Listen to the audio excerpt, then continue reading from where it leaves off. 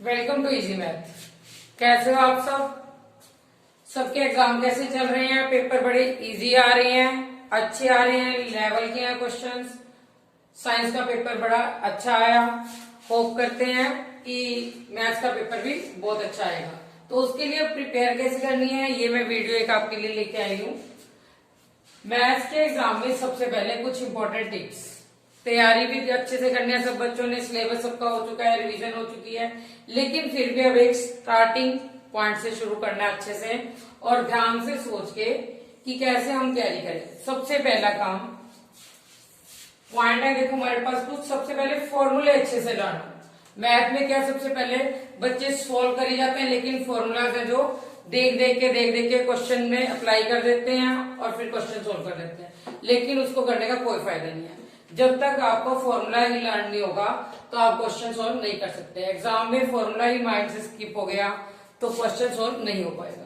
तो इसलिए सबसे पहला काम क्या है, फॉर्मूला लर्न करने हैं सारे प्रॉपर। एक शीट पे या एक किसी टेबल बना लो, उसमें सारे फॉर्मूले एक जगह लिखो, उसके बाद लर्न करो। पहले फॉर्मूले लिख लिख के देखे, उसके बाद क्वेश्चन स्टार्ट करें। सिलेक्ट सुटेबल टाइम, अपने पढ़ने का कोई भी टाइम सिलेक्ट करो। कोई बच्चे होते हैं सुबह उठ के पढ़ते हैं जल्दी, कई रात को देर रात तक पढ़ते हैं, या दिन में भी। सबके अब तो छुट्टियां हैं, एग्जाम में भी कितनी छुट्टियां हैं। जिसको जो टाइम सूट करता है, प्रॉपर टाइम की थोरली अच्छे से रीडिंग हो सके, क्वेश्चन सोल्व कर पाए कंसंट्रेशन के साथ, अपना टाइम सिलेक्ट करना चाहिए। ठीक है, नींद सबकी पूरी हो अच्छे से। ऐसा ना हो कि कोई बच्चे ऐसे नींद में बैठे पड़ी जाते हैं, उसका कोई फायदा नहीं होता पढ़ने का, कि आगे बुक रख ली और बीच बीच में झटके मारे जाते हैं ऐसे सो गए करके, तो उसका कोई फायदा नहीं है करने का। तो इसलिए प्रॉपर अपना जितना टाइम दो अच्छे से दो स्टडी के लिए। Do all examples of NCERT, NCERT की सारी एग्जाम्पल्स बहुत अच्छे से करनी है, कोई एग्जाम्पल छोड़नी नहीं। मेनली चैप्टर 10th की 3 ही एग्जाम्पल है, मैंने पहली वीडियो में भी डाल चुके हैं, उसमें 2 एग्जाम्पल बहुत बहुत इंपॉर्टेंट है। ठीक है, 4th 3rd चैप्टर की एग्जाम्पल्स कोई भी स्किप नहीं करनी। रीड इंट्रोडक्शन एंड समरी, बच्चे क्या करते हैं एमसीक्यू के लिए पहले सोल्व करके देखेंगे, वो सोल्व भी करने होते हैं, लेकिन कई बार क्या होता है बिल्कुल छोटे से छोटा क्वेश्चन कोई पूछा जाता है, वो समरी में से उठा के दे देते हैं या कोई इंट्रोडक्शन में से। इसलिए चैप्टर जब कोई भी स्टार्ट करो सबसे पहले उसका इंट्रोडक्शन जरूर पढ़ो और लास्ट में समरी दी होती है बुक के, तो वो समरी और इंट्रोडक्शन सब कुछ बिल्कुल क्लियर होना चाहिए। ठीक है, रीडिंग नहीं लेकिन सिर्फ सोल्व। कई बच्चे क्या करते हैं एक क्वेश्चन कर लिया, नेक्स्ट क्वेश्चन चलो हो जाएगा नहीं, टाइम बहुत है आपके पास, छुट्टियां भी है एग्जाम में काफी, तो उसके हिसाब से प्रॉपरली सोल्व करो सारे क्वेश्चन। ये नहीं कि एक किया छोड़ दिया आगे, खासकर स्टेटमेंट वाले क्वेश्चन। और जिन चैप्टर में से पता है कि इनका क्वेश्चन 4 या 5 मार्क्स के पूछे जाएंगे, केस स्टडी होगी, थोरोली करने हैं, अच्छे से सारे क्वेश्चन सोल्व करने हैं। ऐसे नहीं कि पढ़ा और छोड़ दिया, मैथ के पेपर में ऐसे नहीं चलता। जब एनसीईआरटी आपकी सारी कंप्लीट हो गई, जो बच्चे फुल मार्क्स लेना चाहते हैं, एक भी मार्क्स नहीं कटे ना, तो उनको एक्स्ट्रा क्वेश्चन जरूर करना चाहिए।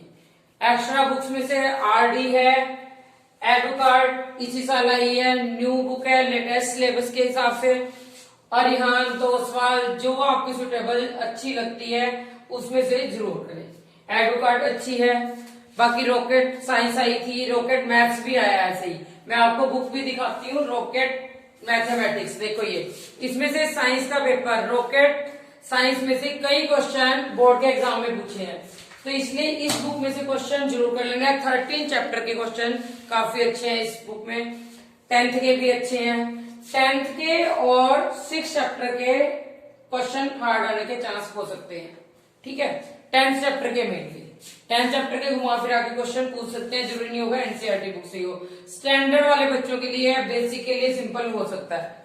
वैसे तो नॉर्मली स्टैंडर्ड बेसिक मिलता जुलता पेपर ही आ रहा है अभी तक, ठीक है, लेकिन फिर भी स्टैंडर्ड वाले बच्चों को बहुत अच्छे से प्रिपरेशन करनी है। Do not take more stress, stress बिल्कुल नहीं लेना, इजीली थोरली सारा पेपर ध्यान से पढ़ के अच्छे से करना। पेपर के भी मैं आपको अलग वीडियो बनाऊंगी कि कैसे पेपर हमने अटेम्प्ट करना, उसका बताएंगे आपको किस किस बुक में से कैसे तैयारी करनी है। लेकिन कभी भी मैथ को ज्यादा स्ट्रेस से, ज्यादा बर्डन लेके सॉल्व नहीं करना। इजीली थोरली आप एक बार क्वेश्चन को ध्यान से रीड करो, देखो उसमें जो जो गिवन है पहले हम वो लिखेंगे, उसके बाद जो चीज फाइंड करनी है वो लिखो, उन सब में रिलेशन ढूंढो कि क्या है, तो अपने आप फॉर्मूला माइंड में आता है कि हमने क्या फॉर्मूला लगाना है। पूरी पूरी एक्सरसाइज एनसीईआरटी की सोल्व सब बच्चों ने स्कूल में भी कर रखी होंगी, ट्यूशंस पे भी की होंगी, कईयों ने यूट्यूब से भी की होंगी। इसलिए एक्सरसाइज का कोई क्वेश्चन नहीं छोड़ना, क्रैमिंग नहीं होनी चाहिए। कई बच्चे क्या करते हैं, समझ लेते हैं सब कुछ है, आंसर तक भी लर्न हो जाते हैं, लेकिन ये काम ठीक नहीं है, क्योंकि वहां पे क्या डिजिट चेंज हो जाते हैं, बच्चे थोड़ी वही याद होते हैं, हल्का सा एक डिजिट भी चेंज हुआ वही करते जाएंगे, वही करके आ जाएंगे और पेपर में मार्क्स कट हो जाते हैं। तो इस चीज का बहुत ध्यान रखना है कि बच्चों को बिल्कुल पहले थोड़ी ध्यान से आपने पेपर में देखना है कि क्या डिजिट चेंज है या नहीं है, उसको ध्यान से करो, रफ वर्क में भी करो, एक बार चेक करो तब उसको फेयर करो, उसके बिना आगे पेपर सॉल्व ना करें। ठीक है, यानी क्रैमिंग ना हो कि आंसर लाना है मुझे तो ओवर कॉन्फिडेंस हो जाता है और वहीं आपके मार्क्स कट हो जाते हैं।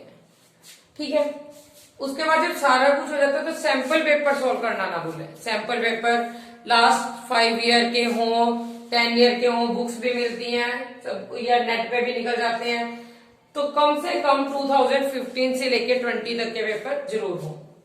ठीक है, सैंपल पेपर जितने आप सोल्व करेंगे टाइम लिमिट में करेंगे, टाइम देख के चेक करें सारा, तब तक आपकी स्टडी कंप्लीट नहीं होगी मैथ की। ठीक है, सारा करने के बाद तो कोई चांस नहीं है कि कोई आपके मार्क्स काटेगा। अच्छे से तैयारी करो, अच्छे से वो देखो, इसलिए सैंपल पेपर जरूर सोल्व करनी है। पिछले एग्जाम के सैंपल पेपर कोई 2015 से 20 तक के या किसी भी बुक में से सैंपल पेपर उठाओ और उसको सोल्व करो, टाइम लिमिट देके, कटिंग ना हो पेपर में, उस हिसाब से खुद ही आप चेक भी कर सकते हो, उसका सोल्यूशन भी होता है। बाकी है चेक करके उसमें मार्क्स दो ताकि आपको पता चले आगे आगे हमारी कितनी इंप्रूवमेंट हो रही है या डाउन हो रहे हैं, तो उससे हमें पता चलता है कि हमारी कैसी स्टडी चल रही है, कैसी तैयारी हो रही है। सबसे बड़ी बात कंसंट्रेशन जरूर हो, ये नहीं आप पेपर कर रहे हैं इधर उधर देखने लग जाएं या कुछ, टाइम उसके बाद आपका वेस्ट होता जाएगा, तो उसमें कंसंट्रेशन नहीं बनती। बिल्कुल ध्यान से करना है, पेपर अच्छे से पढ़ो, उसको एक एक स्टेप ध्यान से लिखो क्वेश्चन का, तब सोल्व करो। और हाँ, तैयारी करते हुए बच्चे फोन पास ना रखें बिल्कुल भी, फोन हो या कैलकुलेटर, कुछ भी 14 चैप्टर है, स्टैट है, या बीच में कोई कैलकुलेशन आ जाती है, लंबी हो जाती है, तो फट फोन उठाया और कैलकुलेट करना शुरू, बिल्कुल गलत काम है, क्योंकि एग्जाम में हमें कुछ भी चीज अलाउड नहीं होती, ना कैलकुलेटर, ना फोन, ना कुछ भी। ठीक है, तो वहां हमें टाइम कंज्यूम करना मुश्किल हो जाता है कि कैसे हम टाइम मैनेज करें, टाइम कैसे उस पर लगाएं कि हमें स्टार्टिंग कैलकुलेशन की प्रॉपरली चाहिए, और प्रॉपरली चाहिए कि कैलकुलेशन कैसे करें, स्पीड से कैलकुलेशन करनी आनी चाहिए। मल्टीप्लाई में ही कई बच्चे 9th तक का टेबल भी गलत कर जाते हैं 10th क्लास का, लेकिन जल्दबाजी में रफ वर्क में नहीं किया, ऑर्ली कर लिया, उसमें क्या है मल्टीप्लाई ही गलत होगी। एडिशन है उसमें ओवर कॉन्फिडेंस कर देते हैं। स्टैट में अब देखो लिखने का तरीका होता है, स्टैट के क्वेश्चन करने लगते हैं बच्चे सोल्व, क्या प्रॉब्लम होती है, कर दिया हमने तो कर दिया, आंसर सही आ गया, क्या करते हैं डिजिट लिख के जैसे ऐसे जा रही है, इसको हमने लिखना 251, ऐसे लिख दिया थोड़ा सा इधर करके, ये इधर को लिख दिया, जब ऐड करेंगे इसको इधर ऐड करने की बजाय इसको इधर ऐड कर जाएंगे, तो वो गलत हो जाता है। जब बिल्कुल डिजिट के नीचे आप डिजिट लिखोगे उसके, तो हम कैलकुलेशन ऐड करने की यहीं पे कर सकते हैं। बच्चे क्या करते हैं, इसको वापिस रफ काम में लिखा, कहीं क्या करते हैं पहले ये 2 ऐड किए, उसके बाद अगला ऐड किया, उसमें बहुत लंबा जाता है और गलत होता है पक्का।